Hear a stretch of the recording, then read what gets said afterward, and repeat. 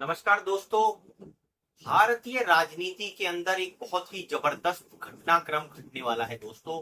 यकीन मानिए, जितने भी ज्योतिष हैं या जो ऐसे लोग हैं जो आसपास की घटनाओं को प्रिडिक्ट करते हैं, ज्योतिष के आधार पर, एस्ट्रोलॉजी के आधार पर, न्यूमरोलॉजी के आधार पर, वो सभी एक मत होकर ये बोलते हैं कि जब मंगल और केतु की युति जो अभी 6 जून से लेकर बनी है और लगभग ऐसा कहा जाता है कि आने वाले 60-70 दिनों तक जो बनी रहेगी, वो ऐसा कुछ घटनाक्रम करने वाली है जिससे जो है आप देखेंगे तो भारत की राजनीति पूरी तरह से बदल जाएगी।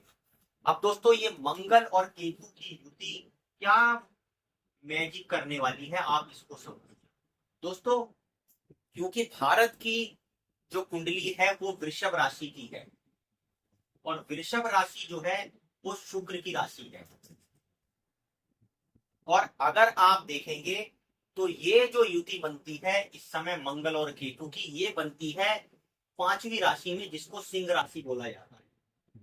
तो सिंह राशि में जब मंगल और केतु एक साथ आकर बैठ जाते हैं दोस्तों, तो फिर ये क्या करते हैं आप देखिए। ऐसा बताया गया है कि केतु का भी जो व्यवहार होता है वो मंगलवत ही होता है। तो मंगलवत ही व्यवहार करने वाला ग्रह मंगल के साथ बैठ गया और वो भी जो है अग्नि तत्व की राशि में ही बैठ गया। अग्नि तत्व के प्लैनेट अग्नि तत्व की राशि में ही बैठ जाते हैं दोस्तों। तो ये क्या कर सकते हैं, क्या उथल पुथल कर सकते हैं ये आप, क्योंकि सिंह को जो है बताया जाता है कि ये राजा है, राज्य है। तो जब उसके अंदर मंगल और केतु बने हैं तो ये कई तरह की आपदाओं का संकेत देते हैं। खास तर से वो आपदाएं जो अग्नि से, आग से पैदा होती हैं, क्योंकि ये अग्नि तत्व की राशि को ही रिप्रेजेंट करते हैं। तो दोस्तों, वृषभ राशि में हम सभी जानते हैं कि जो ये 5 नंबर है वो कहां पर आता है, वो आता है चौथे स्थान पर। ये जो चौथा स्थान है ये किस चीज का स्थान है दोस्तों, ये आप समझिए। ये सुख का स्थान है, माता का स्थान है, घर का स्थान है, भूमि का स्थान है, मानसिक सुख शांति का स्थान है। तो जब इस तरह के स्थान पर ये युति बनेगी तो आप इससे देखिए कि भारत की जो सुख शांति है वो बिल्कुल ही प्रभावित हो जाएगी। उसकी सुख शांति के अंदर ऐसा अग्नि तत्व का गर्म तड़का लगने वाला है दोस्तों कि अगर आप ये सोच रहे हैं कि ये जो एरोप्लेन की जो दुर्घटना हुई है ये बड़ी दुर्घटना है, तो यकीन मानिए इससे बड़ी दुर्घटनाएं भी सिर्फ आने वाले कुछ दिनों के अंदर घट सकती हैं। इस तरह की भी ग्रह दशा बनी हुई है। तो ये परिस्थितियां जब निर्माण होती हैं तो सिर्फ व्यक्तियों को ही नहीं, पूरे देश को भी सचेत होकर रहना चाहिए। ऐसी स्थितियां युद्ध का निर्माण करवाती हैं, किसी महामारी के फैलने का संकेत भी दे सकती हैं, आग से घटने वाली घटनाओं में बढ़ोतरी हो सकती है, बहुत सारी जगहों पर आगजनी हो सकती है। जैसे एरोप्लेन में जो है एक दुखद दुखद घटना हुई कि कितने सारे लोग जो है वो एरोप्लेन क्रैश में मारे गए, और उससे भी दुखी होने वाली बात यह है कि वो उसकी आग में जलकर कितने ही लोग मरे दोस्तों। सबसे बड़ी आप दुर्घटना ये समझिए कि वो सिर्फ एरोप्लेन क्रैश ही नहीं हुआ दोस्तों, उसमें आग लग गई। तो उस अग्नि में जो है कितने लोग जिंदा जल गए, इससे ज्यादा दुख की बात क्या हो सकती है।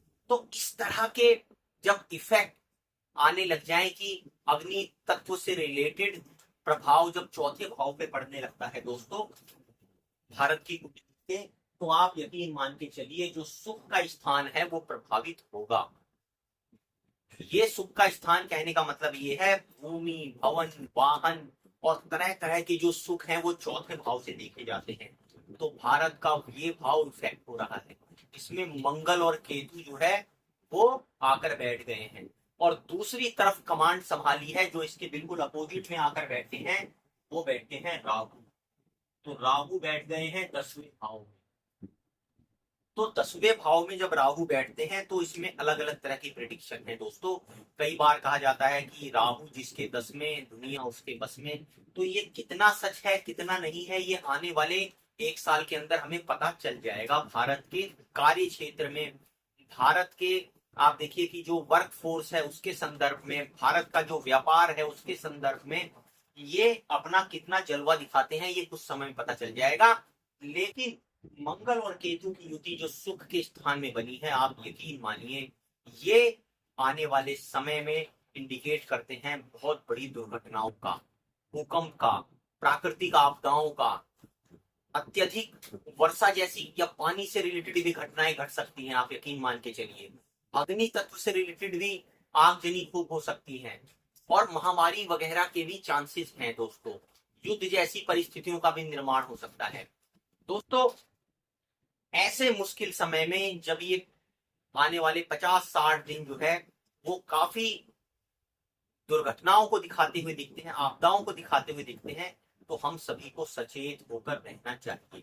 और हम ईश्वर से आशा करते हैं कि पूरे भारतवर्ष का और उसके सभी लोगों का शुभ, कुशल और मंगल हो, और प्रभु सबकी रक्षा करें इस तरह की दुर्घटनाओं से, इस तरह की आपदाओं से, और ये दिन भी भारत के अच्छे तरह से बीत जाए।